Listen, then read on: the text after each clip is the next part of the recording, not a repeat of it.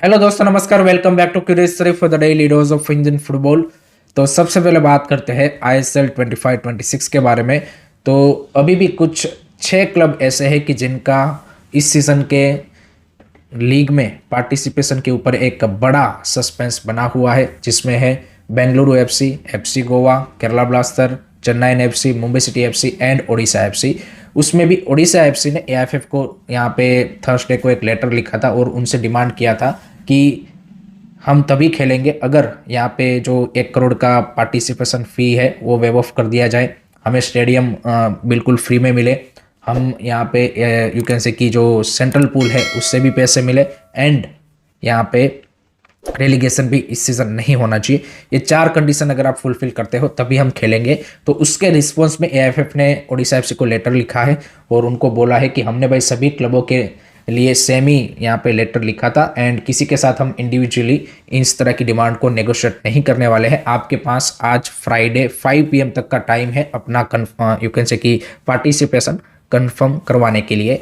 तो जिस तरह की सिचुएशन है ओडिशा एफसी की, इट लुक्स लाइक कि यहाँ पे वो पार्टिसिपेट नहीं करेंगे। और जिस तरह की उन्होंने कंडीशन भी रखी है, जो वो पहले एफएसडीएल के अंडर जिस तरह से आईएसएल चलता था उसमें जिस तरीके से वो खेलते थे कि जहाँ पे उनको ओडिशा का वो स्टेडियम भी फ्री में मिलता था और बाकी सारी चीज़ें, वो तो यहाँ पे एआईएफएफ देने वाला नहीं है। और एआईएफएफ ने इस तरह का फॉर्मेट भी इसीलिए रखा है कि जहाँ पे उनकी रिस्पॉन्सिबिलिटी कम से कम बने। तो वो भी एक एआईएफएफ का इंटेंशन था बैक ऑफ द माइंड कि भाई हमें कुछ करना ना पड़े, हमें सिर्फ यहाँ पे यू कैन से कि अपना जो पार्टिसिपेशन का फ़ी का पैसा मिल जाए, उसी में हम खुश हो जाए, बाकी सारा जो यहाँ पे दिक्कत है वो क्लबों का होना चाहिए। तो Odisha FC at the moment look like, no doubt 5 बजे तक हमें इंतजार करना पड़ेगा ऑफिशियल कंफर्मेशन के लिए, लेकिन I think Odisha FC will not participate. बाकी जो 5 क्लब है उन्होंने यहाँ पे एआईएफएफ को एक यहाँ पे कंडीशनल कंफर्मेशन दिया था, but they are also waiting from the sport ministry to get you can say कि clarification on some of the condition they have put in. So देखते हैं वहाँ पे स्पोर्ट मिनिस्ट्री की ओर से क्या कोई उनको रिस्पॉन्स दिया जाता है। आज आई थिंक कल्याण चौबे भी स्पोर्ट मिनिस्टर को मे भी मिलने वाले हैं। So this is the scenario regarding the participation. I think 1-2 दिन में, आज या कल तक हमें क्लैरिटी मिल जाएगी कि कितने क्लब यहाँ पे एक्चुअल में इस सीज़न खेलने वाले हैं। व्हाट डू यू थिंक, आपका क्या ओपिनियन है, कमेंट सेक्शन में ज़रूर बताइए। सेकंड बात करनी है प्लेयरों की सैलरी कट के बारे में।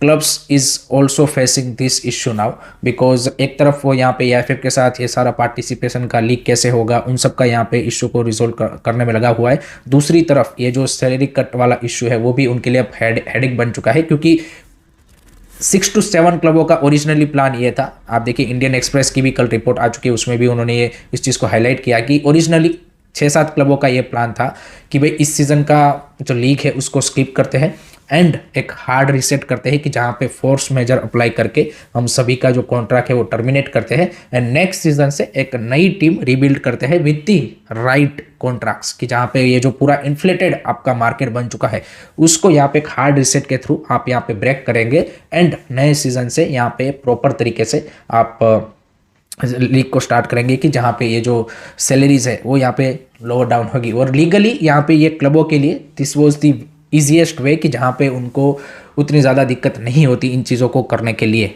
बट क्योंकि स्पोर्ट मिनिस्टर और गवर्नमेंट ने प्रेशर डाला कि भाई इस सीज़न का लीग होगा ही होगा, और उनका भी वहाँ पे अपना इंटरेस्ट था कि भाई इंडिया ओलंपिक 2036 के लिए यहाँ पे बिडिंग का प्लान कर रहे हैं, तो अगर इस साल का लीग नहीं होगा तो उनका ये कहना था कि भाई यहाँ पे फीफा और उनमें हमारी जो इमेज है वो ख़राब होगी, तो वो इन अ वे हमारे जो बिडिंग है उसको भी अफेक्ट करेगा। तो that's why government put a pressure to organise this season league. तो उनका वो रीज़न था, इधर क्लब्स का अपना लीग का पॉइंट ऑफ व्यू से ये रीज़न था कि भाई एक हार्ड रीसेट करते हैं।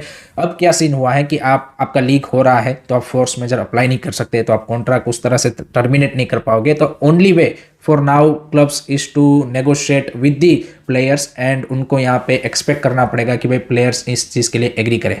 अदरवाइज प्लेयर्स के पास भाई फुल्ली राइट है कि वो फीफा में जाके भी अपना पूरा जो यहाँ पे सैलरी है वो ले सकते हैं। बट आई थिंक फॉरेनर्स वो कर सकते हैं, कुछ फॉरेनर्स, बट इंडियन प्लेयर्स शायद ऐसा नहीं करेंगे क्योंकि उनको तो फिर इधर ही खेलना है आगे जाके भी। तो अगर अभी कॉन्ट्रैक्ट के मान लीजिए कि 1-2 साल का वो पूरा सैलरी ले लेते हैं, फिर क्लब आगे जाके उसको भी लेगा नहीं, तो वो वाली चीज़ होगी। तो उससे ज़्यादा आई थिंक प्लेयर्स इवेंचुअली मान जाएंगे। कुछ प्लेयर्स अभी भी कुछ क्लबों के लिए वो ट्रबल कर रहे हैं, पर्टिकुलरली जो बड़े प्लेयर्स हैं वही करते हैं। छोटे प्लेयरों में उतना ज़्यादा वो इशू यहाँ पे देखने को नहीं मिलता है। तो सैलरी इशू इस सैलरी का जो एक कट का इशू चल रहा है वो भी एक क्लबों के लिए अब यहाँ पे डिफ़िकल्ट बन चुका है to resolve, and let's see किस तरीके से उसको वो यहाँ पे रिजोल्व करते हैं, वो भी देखना काफ़ी इंटरेस्टिंग बन जाएगा।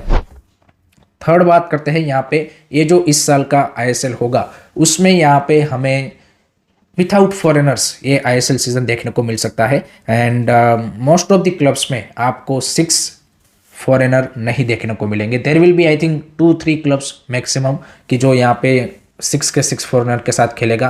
There will be some of the clubs की जो बिल्कुल फॉरेनर के बिना भी खेलेगा due to this cost cutting and everything. एक और चीज़ यहाँ पे काफ़ी ज़्यादा इंपॉर्टेंट रहेगी क्लबों के लिए डिसीजन बनाने में, वो होगा इस सीज़न रेलिगेशन होगा कि नहीं होगा। That is gonna be very very important. I think उसके अकॉर्डिंग ही क्लब्स अपनी जो इस सीज़न की टीम है उसको रेडी करेंगे। एंड आप देखिए जो एफसी गोवा के एक और फॉरेनर है डेविड तिमोर, उन्होंने भी क्लब को लीव कर दिया है। डिस्पाइट लीग हो रहा है, foreigners are continue to leave ISL, ये चीज़ चलता ही रहेगा। And there will be more and more foreigners जो कि यहाँ पे खबर आ रही है कि लीव करेंगे in this January transfer window में। सो उस पॉइंट ऑफ व्यू से इस साल का ये जो लीग का आपको ओवरऑल मैच का क्वालिटी है वो भी शायद उतना ना देखने को मिले, बट उसका एक अदर पर्सपेक्टिव ये भी है कि आपको अगर मान लीजिए कि ऑल इंडियन आईएसएल के साथ भी यहाँ पे प्लेयरों के साथ आईएसएल देखने को मिल जाए तो उसमें हमारे प्लेयरों को फॉर एग्जांपल नंबर 9 पे यहाँ पे मौका ज़्यादा मिलेगा और उस तरह का चीज़ होगा। बट ये यहाँ पे टूर्नामेंट बेस्ड टाइप है तो यहाँ पे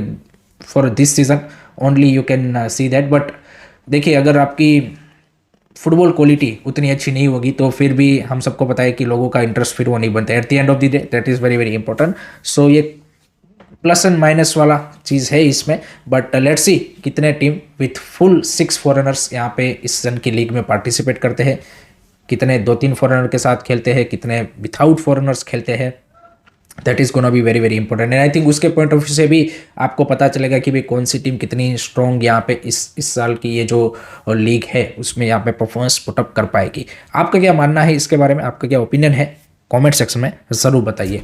नेक्स्ट उसके बाद बात करते हैं दोस्तों इंडिया एंड पाकिस्तान, इन दोनों के जो फुटबॉल फेडरेशन है एएफएफ एंड पीएफएफ, उन्होंने भाई रोल को इंटरचेंज कर लिया है। पहले क्या था कि आपका एक यहाँ पे इंडियन फुटबॉल में एक सिस्टम, एक आपका जो स्ट्रक्चर है वो बना हुआ था। एएफएफ ने आके पिछले 2-3 साल में उसको यहाँ पे डिस्ट्रॉय कर दिया। उधर पाकिस्तान फुटबॉल फेडरेशन में क्या हुआ कि उनके ऊपर भाई यहाँ पे फीफा का बैन था, सब कुछ था, वो खत्म होके उनका कॉन्स्टिट्यूशन बना, उनका एक इलेक्टेड पाकिस्तान फुटबॉल फेडरेशन आया। वो अब चीज़ों को भाई सही डायरेक्शन में लेके जाने की कोशिश कर रहे हैं। एंड आप देखिए पाकिस्तान की अंडर 16 टीम इस साल अप्रैल मंथ में यूएफए का जो अंडर 16 डेवलपमेंटल टूर्नामेंट है उसको खेलेगा। जी हाँ दोस्तों, यूएफए का। एंड यहाँ पे कजाकिस्तान में टूर्नामेंट होगा एंड वहाँ पे कजाकिस्तान, रशिया, अजरबैजान जैसी अंडर 16 की जो टीमें हैं उनके साथ पाकिस्तान की अंडर 16 टीम खेलने वाली है। तो they are making right moves. हमारे यहाँ पे एएफएफ ने पे आके चीज़ों को भाई बिल्कुल ख़त्म करने की कोशिश की। Even Pakistan football federation is also bringing league, so वो भी वहाँ पे एक डिस्कशन चल रहा है, कोशिश उसके रिगार्डिंग भी हो रही है। So they are making moves in a right direction, कोशिश कर रहे हैं। हमारे यहाँ पे एएफएफ ने जो था उसको भी ख़त्म कर दिया एंड हमारी जो अंडर 17 टीम एशियन कप के लिए क्वालिफाई हुई है, लेट्स सी उनको किस तरह का ये लोग एक्सपोजर टूर दे पाते हैं या फिर इधर भी कुछ मैचेस दे पाते हैं। एक्सपोजर टूर तो दूर की बात है, अब इतना ज़्यादा इनसे एक्सपेक्ट करना वो ज़्यादा ही हो जाएगा। बट कितने मैचेस, क्योंकि मई में आपका अंडर 17 एशियन कप है, we are in mid January already, तो time is very less. Let's see किस तरह की उनके लिए अरेंजमेंट एएफएफ कर पाता है। लास्ट में बात करते हैं भाई, रिसेंटली यहाँ पे कर्नाटका स्टेट एफए ने अपना एक annual day and annual award का ऑर्गेनाइज किया था। तो वहाँ पे जो हमारे इंडियन फुटबॉल के सारे जो बड़े हस्ती है, mister Kalyan Chaubey president, vice president N A Harish because वो केएसएफए के भी प्रेसिडेंट है, फिर एम सत्या जो कि डिप्यूटी सेक्रेटरी है यहाँ पे एएफएफ में एंड वो कर्नाटका में भी है, देन सुनील छेत्री हमारे भाई यहाँ पे फुटबॉल के टॉप प्लेयर। सो ये सब उस इवेंट में थे एंड लेट होप सो कि यहाँ पे सुनील छेत्री ने यहाँ पे क्या बोलते कि कल्याण चौबे को बोला हो कि भाई फुटबॉल को भाई बैक ऑन ट्रैक लाओ, क्या कर रहे हो यार तुम। सो आई नो ऐसा कुछ हुआ नहीं होगा, but that's just for a fun, but this is the situation and let's see ये लोग फुटबॉल को आगे, ये जो उनका बाकी बचा हुआ यहाँ पे 5-6 महीने का टेन्योर है, उसमें कितना डिस्ट्रॉय कर पाते हैं वो देखना होगा। So that's it from my side guys regarding today's Indian football news. I hope कि आपको वीडियो पसंद आया होगा। Keep supporting Indian football, don't forget to like, share and subscribe to जय हिंद, जय भारत।